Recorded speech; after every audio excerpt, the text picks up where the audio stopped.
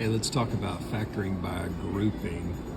So before we consider this problem, what I want to do is build it. So if you were multiplying on this line, you would distribute that. 3x times 5x is 15x squared, and 3x times negative 4 is negative 12x.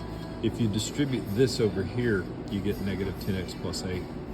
So if I take this and I factor it, what's going to happen is I'm going to take it and it's going to go back to this step.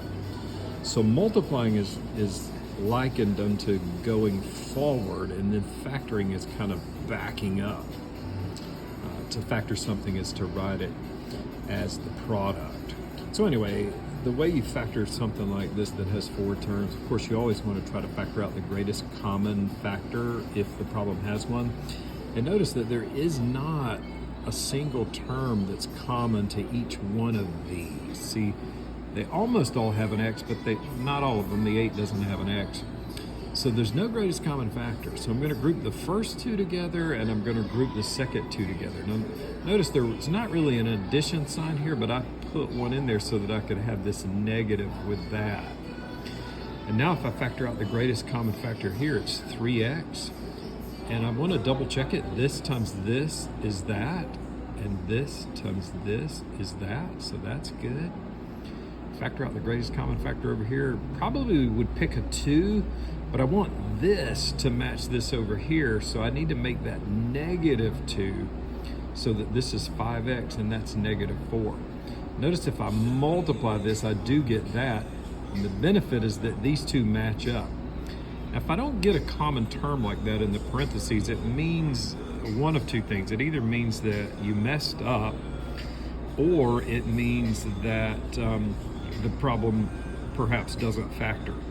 Anyway, so what you do is this term and that term go here in the parentheses together, and then this common term goes one time in parentheses there.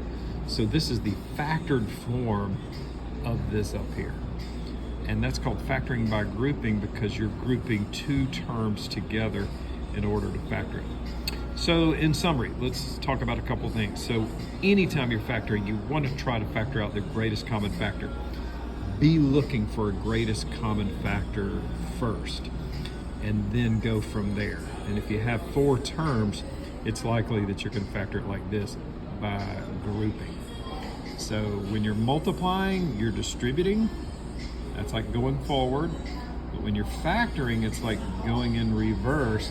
Notice this is what I had up there, and then I took it one step further and wrote it as the product of 2 factors.